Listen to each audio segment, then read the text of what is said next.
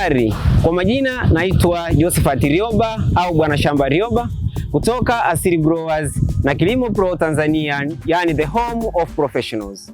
Malengo yetu makuu ni kuhakikisha kwamba kilimo kinakuwa rahisi, kinafanyika na kinawezekana kwa tija bila kuharibu rasilimali. Kwa hiyo kwa mara tumekuwa tukikuelimisha mkulima, na karibu leo tukuelimishe kuhusu kilimo cha chaichai, yaani kilimo cha mchaichai na kilimo cha ventiva. Karibu sana shambani kwetu.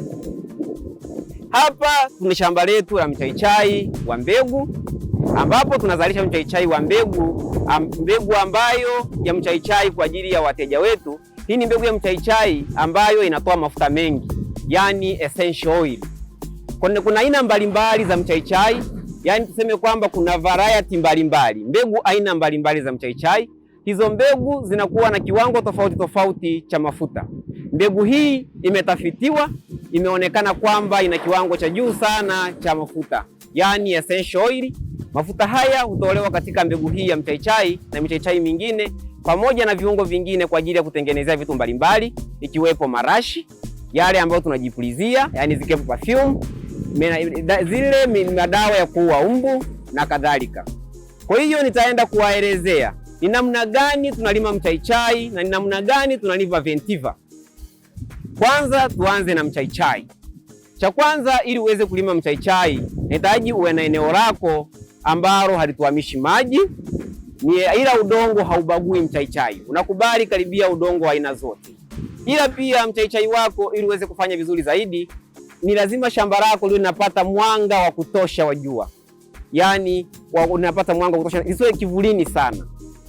Sasa kinachofuatia, unatayarisha shamba lako kwa zile kanuni ambazo ni za kawaida tumeshazizoea, ikiwemo kama ni shamba poli, utalilima, utang'oa visiki. Baada ya kung'oa visiki, utalima na trekta au kwa jembe la mikono kulingana na uwezo wako na upatikanaji wa vifaa vya kulimia. Baada ya hapo sasa, utakuja kufanya mpangilio wa shamba lako. Kama ni shamba kubwa la maekari na maekari, yani maestate, shamba kubwa, utaweza kuhakikisha kwamba njia zinapitika, bloku zinaonekana vizuri. Baada ya hapo sasa, utaanza kufanya layout ya kupanda mchaichai, yani mpangilio kwa ajili ya kupanda mchaichai. Kwenye kupanda mchaichai, kuanzia mchaichai mmoja hadi mchaichai mwingine, itatakiwa utumie sentimita 60 umbali, na mstari mmoja wa mchaichai hadi mstari mwingine wa mchaichai itatakiwa utumie sentimita 60 vile vile. Baada ya hapo, ili mchaichai wako uweze kufanya vizuri zaidi, kuna namna mbili za kwenda kulima. Kilimo cha kwanza, unaweza kwenda kilimo hai au ukalima kilimo ambacho ni cha mchanganyiko, ambacho unatumia kemikali. Kwa kutumia kilimo hai, hakikisha kwamba unakuwa tuna samadi ya ng'ombe. Kama eneo lako lina rutuba ya kutosha, hata bila samadi ya ng'ombe mchaichai wako unaulima na unakubali. Kwa kilimo kile kingine ambacho unatakiwa unatumia mbolea za chumvi za viwandani, natakiwa uwe nazo, kiwepo mbolea ya kupandia na mbolea ya kukuzia. Kwa sababu hapa tunavuna majani, haina haja ya kutoa mbolea kwa ajili ya kuzalishia. Sasa tunaenda kwenye kupanda mchaichai. Ukishakuwa shamba lako umeliandaa liko vizuri, umelisafisha, umeshalifanyia layout na vitu vyote limenyoka vizuri, unakuja unachimba kishimo kidogo ambacho kinakuwa, tuseme kwamba unaweza kulima kwenda chini hata sentimita 30. Unachukua kipando chako cha mchaichai. Kipando cha mchaichai kinatolewa pembeni ya mchaichai, kipando cha mchaichai. Kwa hiyo tunasema tila. Kipando cha mchaichai unakichukua, unapanda. Ukishachukua kile kipando kimoja cha mchaichai, ukikipanda, baadaye zinakuja zinajaa, zinalingana na shamba zima. Kwa mfano hapo kama unavyoona, tulipanda kipando kimoja wa kila umbali wa sentimita 60 kati ya kipando na kipando, na kati ya mstari na mstari tumepanda kwa umbali wa sentimita 60. Kwa baada ya hapo, vipando vyetu vinavyoonekana huku nyuma vimekuwa vimeshikana. Ila sasa ukishalima mchaichai wako, unahitaji muda ili uweze kutengeneza mafuta ya kutosha, yani essential oil ya kutosha. Itahitaji miezi 4 hadi 6 ili essential oil iweze kutengenezeka ya kutosha tangia upande. Baada ya hapo, kama unalima kilimo cha umwagiliaji, utakuwa unavuna mara 4 kwa mwaka majani yako. Kama unalima kilimo cha mvua, utavuna mara 2 hadi mara 3 kwa ajili ya kutengeneza mafuta. Kama nilivyowaambia, sasa huu ni mchaichai na nimeshawaonesha mbinu zake, na ni zao ambao ni rahisi kulimika, kwa sababu mara ya kwanza ukishalipanda, ukishapalilia, baada ya hapo halihitaji madawa mengi, kwa sababu mchaichai kuna kitu kinachonukia, yani essential oil. Kile kitu kinachonukia kinafukuza wadudu. Kwa hiyo mchaichai wako ni kwa nadra mno ukikuta umeshambuliwa na wadudu au magonjwa. Ni kwa nadra sana. Kwa hiyo ni zao jepesi sana la kulima. Pamoja na matumizi ya kutengeneza mafuta, yani essential oil, mchaichai pia unatumika kama kiungo kwenye chai, kwenye nyama na kadhalika. Kwa sababu mchaichai uweze kutoa mafuta ya kutosha, unahitaji uwe na shamba, unapata mwanga wa jua wa kutosha. Ila kwenye hatua za awali za ukuaji, unaweza ukachanganya labda na pilipili kama tulivyochanganya sisi hapa pilipili, ila uiwahi upande kwanza pilipili, afu ndo upande mchaichai. Ila pia mchaichai unaweza kuutumia kuzungusha shambani kama uzio, yani wa kufukuza wadudu. Kama nilivyowaambia kwamba mchaichai unakuwa una kiharufu fulani, essential oil. Kile kiharufu kina uwezo wa kufukuza wadudu, hata mbu. Kwa hiyo unaweza kupanda kuzungushia shambani, hasa kwa wale ndugu zangu ambao wanafanya kilimo hai. Ila pia mchaichai tuseme unaweza kupanda hata ukachanganya na mahindi, lakini usiweke karibu sana mahindi. Unaweka labda mbalimbali, mmoja mbalimbali. Essential oil kwanza ni mafuta. Sasa essential oil tunatumia hiyo kwa yale mafuta ambayo yanakuwa yananukia. Mfano yale mafuta ambayo tunayatoa kwenye viungo, kuna viungo na kuna baadhi ya miti. Kwa mfano kwenye mchaichai, kwenye iliki, kwenye rosemary, kwenye minti, pote tunaweza tukapata essential oil, yani yale mafuta yanayonukia. Kwa hiyo kuna mbinu mbalimbali ambazo tunazitumia kupata yale mafuta. Kwa kila aina ya mmea kuna mbinu inayotumika kwa ajili ya kupata mafuta, yani essential oil. Kwa hiyo ninapoongelea neno la essential oil, tusione tuelewe tu kwamba ni yale mafuta ambayo yanasababisha ile harufu kwenye mchaichai. Endapo sasa tukitoa yale mafuta, mchaichai tena hautaweza kunukia tena. Kwa hiyo ndo tunasema kwamba hiyo ndiyo inayoitwa essential oil. Essential oil tunaitoa kwenye hivi viungo. Sasa baada ya kutoa hiyo essential oil kwenye mchaichai, mchaichai unaweza ukatumika kama mbolea shambani, ukayamwaga yale majani shambani yakaweza kuoza, na yakishaweza kuoza yataendelea kuongeza rutuba. Kwa hiyo ndiyo essential oil. Essential oil inatumika kwenye viwanda mbalimbali. Viwanda mojawapo ni vya kutengeneza vipodozi. Vipodozi, essential oil inatumika kutengeneza vipodozi kwa sababu inakuwa inanukia. Kitu kingine pia, essential oil ile inatumika pia kwenye kutengeneza vyakula.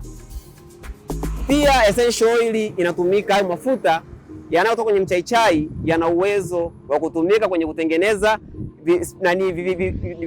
madawa ya kufukuza mbu. Kuna wakati mwingine unakufukuza mbu unakuta yananukia kama mchaichai. Ila pia mchaichai wenyewe ile harufu inawakera mbu na inawafukuza. Kwa hiyo ndio maana tunasema ndio matumizi hayo ya essential oil au matumizi ya mafuta kutoka kwenye mchaichai na viungo vingine.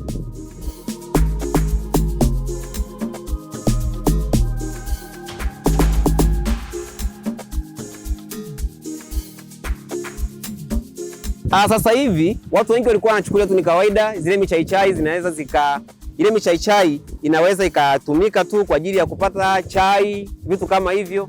Ila hii sekta ya mafuta, yani essential oil, sasa hivi ni sekta ambayo inachipukia na inakuja kwa kasi. Sio tu kwenye michaichai, kuna pamaloza, watu wanapata mafuta kwenye minti, kwenye rosemary.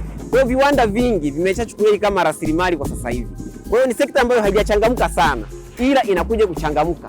Mungu unavyozidi kwenda, hii sekta itakuja kuchangamka. Kwa kweli kwa sasa hivi sio sekta iliyochangamka kama avocado au kama tuseme kama korosho au vitu kama hivyo. Lakini tunavyozidi kwenda, hii sekta baada ya muda itachangamka. Sisi tumeanza mapema kujifunza namna ya kulima na namna ya kuzalisha mbegu bora.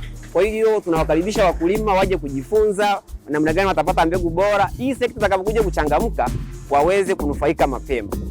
Kama nilivyowaambia kwamba tunapata essential oil au mafuta kutoka kwenye mchaichai.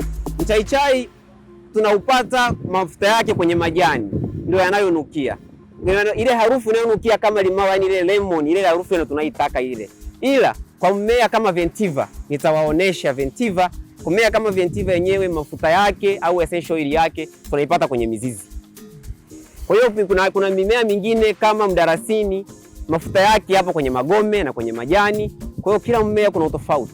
Kuna ambayo inanukia kwenye mizizi, kwenye majani, kwenye shina, kwenye magome na kadhalika. Zao la mchaichai kwa kweli linapatikana kwenye kundi la viungo. Hatuwezi kusema kwamba ni mboga mboga, hatuwezi kusema kwamba ni matunda, hii ipo kwenye kundi la viungo. Hii inapatikana kwenye viungo, ni sawasawa na minti, sawasawa na rosemary, sawasawa na iliki, sawasawa na mdarasini na kadhalika. Kwa hiyo hii inapatikana kwenye kundi la viungo.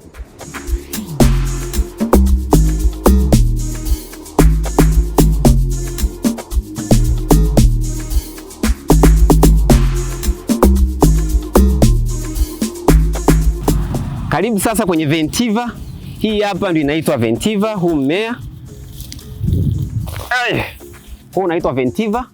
Hii ni mimea ambayo ina sifa kubwa ya kupeleka mizizi chini sana. Mizizi yake inakuwa ni mingi na inaenda chini umbali mrefu. Unaweza kukuta kipanda mzizi wake unaweza kawa kutoka hapa hadi hapo. Unakuwa ni mzizi mrefu kweli kweli.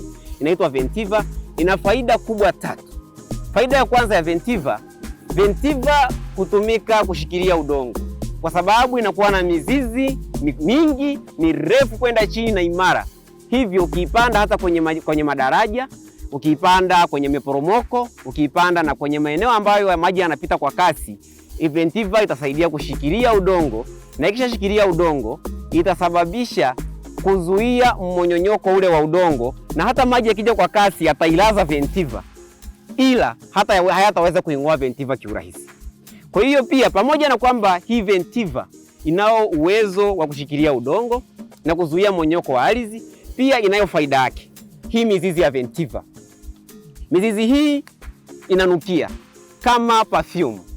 Hivyo basi huweza kutumika kutengeneza mafuta, yani essential oil. Mafuta haya hutumika kwenye viwanda vya vipodozi na viwanda vingine. Kwa hiyo unapokuwa umepanda Ventiva yako, unaweza ukaitumia pia Ventiva kama jani la mpaka. Watu wengine wanaipenda kuita jani la mpaka kwa sababu ukiipanda Ventiva ni stahimilivu sana. Hata una eneo lako ukapanda mpakani, watu wa Pwani, Bagamoyo, Mlandizi na maeneo baadhi ya Kisarawe na Dar es Salaam wanatumia hii Ventiva kama jani la mpaka. Kule wanaita jani la mpaka. Kwa hiyo unapokuwa umeipanda, jua liwake sana, itasinyaa kidogo, mvua ikinyesha, Ventiva inakuwa tena kwa kasi. Ventiva tena kama umeipanda tena unaweza kuikata haya majani, ukaitumia hata kwenye kujengea kwa sababu inakuwa kwa kasi sana. Maana hii Ventiva yetu ingetu tuipande hapa ina miezi 2. Mwezi wa kwanza ulikuwa kujitafuta, na tulipokuwa tunapanda hii Ventiva tulitumia hii peke yake moja. Ila kama mnavyoona ziko ngapi. Na ni kwa vile hapa hii Ventiva haipati nafasi ya kutosha. Iko kwenye kiriba kidogo. Ingekuwa kwenye eneo kubwa ingekuwa imeshajaa zaidi. Kwa hiyo kwenye sekta ya mafuta, yani mafuta yanayonukia haya essential oil, miongoni mwa mimea inayotumika ni Ventiva na mchaichai pamoja na mazao mengine kama nilivyowaambia. Pia hata mchaichai nilivyotoka kuambia, nimwambia kwamba una sifa pia kushikilia udongo. Kwa hiyo ni mimea ambayo kwa kweli tukiipanda inakuwa na sifa nyingi. Haina sifa moja, ina sifa zaidi ya moja, sifa 2, sifa 3 na faida nyingi sana kwa mtu ambaye amekuwa ameipanda hiyo mimea.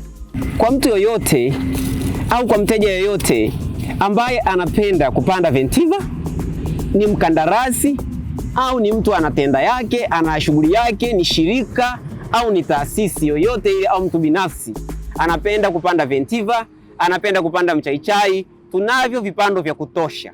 Anaweza akapanda eka 10, eka 100, shamba lolote lile au kwa eneo kwa ukubwa wote ule ambao anahitaji, anaweza kapanda. Ila pia anaweza kapata ushauri. Kikubwa afike kwenye akaunti zetu za mitandao ya kijamii, na pia anaweza kuwasiliana na sisi kwa kupiga simu. Tutaweza kumpatia vipando na tutaweza kumpa elimu ya namna gani anaweza kupanda. Pia tukumbuke kwamba sisi Asili Growers na Kilimo Pro tumekuwa tukiandaa mafunzo kwa ajili ya wakulima. Tunawafundisha wakulima na wadau wa mazingira. Gharama zake zinakuwa ni nafuu sana. Karibu sana. Kwa hiyo ukija utajifunza namna gani ya kupanda mimea aina mbalimbali, namna gani ya kuitunza yani mnyororo mzima wa thamani kwenye kilimo. Karibu sana. Together we make agriculture attractive. to all generation, young and adult. Karibu sana.